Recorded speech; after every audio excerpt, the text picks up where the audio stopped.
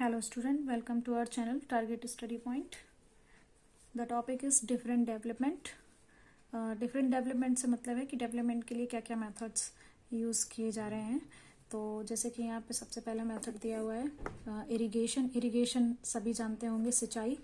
तो सिंचाई करने की ज़रूरत क्यों पड़ती है कि जो एग्रीकल्चरल एक्टिविटीज़ होती हैं, जैसे कि यहाँ पे ये दिया हुआ है कि जो एग्रीकल्चरल एक्टिविटीज़ हैं उनमें मेनली सिंचाई का यूज़ होता है, क्योंकि जो फसल उगती है प्लांट्स को ग्रो कराना रहता है। तो एक रेगुलर इंटरवल में मतलब कुछ कुछ टाइम बाद जो है सिंचाई की जाती है, पानी दिया जाता है, वाटर दिया जाता है एग्रीकल्चर पर्पस से, तो उसको सिंचाई कहते हैं। तो इसका जो मेनली यूज़ है वो एग्रीकल्चर एक्टिविटी में यूज़ होता है। और उसके अलावा इसको जो है लैंड की मेंटेनेंस के लिए भी यूज़ किया जाता है, मतलब कहीं कहीं अगर ज़मीन ख़राब है तो वहाँ पे भी सिंचाई का यूज़ किया जाता है। तो मेनली दो पर्पज़ हैं इसके, एक तो एग्रीकल्चरल एक्टिविटीज़ के लिए, मतलब जो क्रॉप्स है, फसल है, उनको उगाने के लिए, और जो लैंड है मतलब ज़मीन है, ज़मीन के मेंटेनेंस के लिए इसका यूज़ किया जाता है। उसके बाद आता है अर्बनाइजेशन। तो अर्बनाइजेशन मतलब नगरीकरण के अलावा इसको हम शहरीकरण भी बोलते हैं। तो नाम से ही आप समझ गए होंगे कि नगरीकरण या शहरीकरण का मतलब क्या हो गया। कि अर्बनाइजेशन का मतलब ये होता है कि जो population shift from rural area to urban area, मतलब जो पॉपुलेशन है, मतलब जो आबादी है, वो गांव से अर्बन एरियाज की तरफ जो है ट्रांसफ़र हो रही है, तो उसको हम बोलते हैं अर्बनाइजेशन। तो गांव से शहर की तरफ ट्रांसफ़र होने का मतलब क्या हुआ कि कुछ लोग बिजनेस पर्पस से शिफ्ट हो जाते हैं, मतलब गांव में खेती नहीं कर रहे हैं या उनके पास कोई काम धंधा नहीं है, तो वो इस वजह से शहर की तरफ शिफ्ट हो जाते हैं, शहर को चले जाते हैं अपना सर्विस के लिए, किसी उद्योग के लिए, काम के लिए। तो उस टर्म को ही हम बोलते हैं अर्बनाइजेशन, यानी कि नगरीकरण। तो इसका जो मेन इफेक्ट ये भी पड़ता है कि धीरे धीरे जो शहर हैं उनमें आबादी बढ़ती चली जा रही है, क्योंकि गांव के लोग जो है मोस्टली शिफ्ट होते चले जा रहे हैं शहरों की तरफ, तो इसी वजह से नगर की आबादी बढ़ती चली जा रही है। और इस फिनोमेना को जो है हम मॉडर्नाइजेशन भी बोल सकते हैं या फिर सोशियोलॉजिकल प्रोसेस भी बोल सकते हैं। मॉडर्नाइजेशन से मतलब है नवीनीकरण से, और सोशियोलॉजिकल प्रोसेस से मतलब है समाजवादी प्रक्रियाओं से। तो ये था अर्बनाइजेशन। तो अर्बनाइजेशन का मतलब आप लोगों को समझ में आ गया होगा कि जो पॉपुलेशन है, मतलब जो आबादी है, वो गांव से शहर की तरफ जो गतिशील है, मतलब शिफ्ट होती चली जा रही है अपने बिजनेस के लिए, अपने जो जीविका के साधन है उनको बढ़ाने के लिए। तो उसको हम अब अर्बनाइजेशन या फिर नगरीकरण कहते हैं। इसके बाद आता है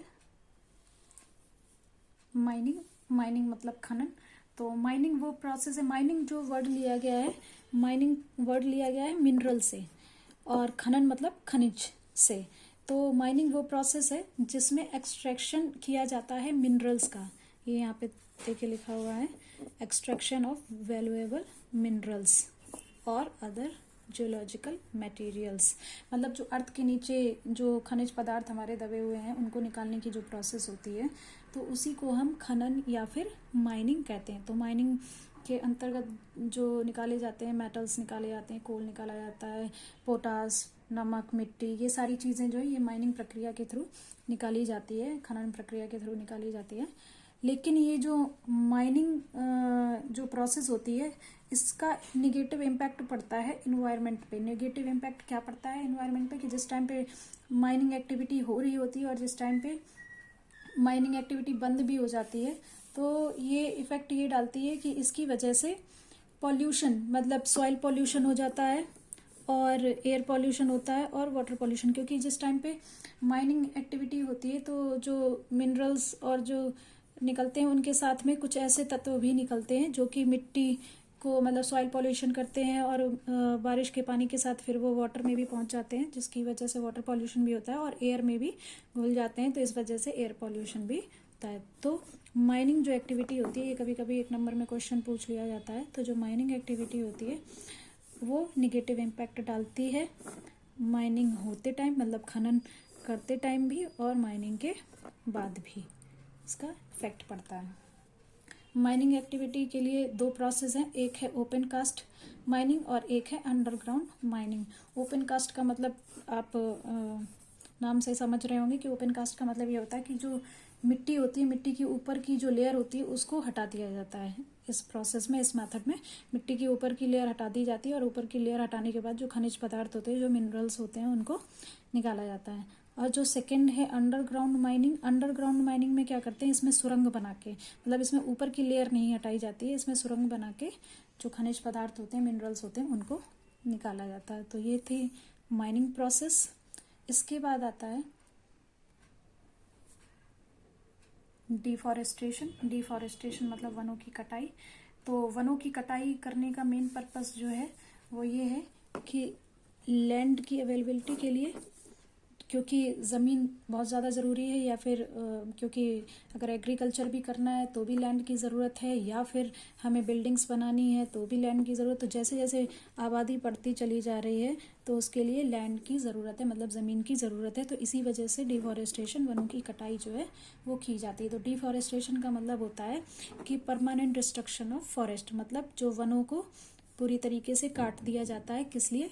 लैंड के लिए, ज़मीन के लिए काट दिया जाता है। तो इसका जो मेनली यूज़ है, जैसे कि अभी मैंने आपको बताया कि जो डिफॉरेस्टेशन का यूज़ है वो इसलिए किया जाता है कि एग्रीकल्चर पर्पस से, और इंडस्ट्रीज़ के लिए, और रोड डेवलपमेंट के लिए। मतलब रोड बनानी है तो भी वनों को काट के बनाई जाती है, या इंडस्ट्रीज़, उद्योग वगैरह जो लगाए जाते हैं उनके लिए भी वनों को काटा जाता है। एग्रीकल्चर पर्पस से भी इसका डिफॉरेस्टेशन, वनों की कटाई की जाती है। लेकिन इसका इफेक्ट भी बहुत ज़्यादा नेगेटिव इम्पैक्ट पड़ता है इन्वायरमेंट पे। नेगेटिव इम्पैक्ट क्या पड़ता है? क्योंकि जो प्लांट्स होते हैं, या मतलब ट्रीज होते हैं, मतलब जो पेड़ पौधे हैं, उनका मेन काम क्या होता है कि वो CO2, जो कार्बन डाइऑक्साइड गैस होती है, जिसकी वजह से बहुत ज़्यादा पॉल्यूशन होता है, उसको, CO2 की वजह से काफ़ी पॉल्यूशन होता है, ग्लोबल वार्मिंग होती है। तो ये जो, क्योंकि अब प्लांट्स, जब ट्रीज काट दिए जाते हैं तो फिर वो CO2 को नहीं एब्जॉर्ब कर पाते हैं और ऑक्सीजन को नहीं रिलीज कर पाते हैं, जिस वजह से धीरे धीरे जो ग्लोबल वार्मिंग बढ़ती चली जा रही है, पॉल्यूशन बढ़ता चला जा रहा है।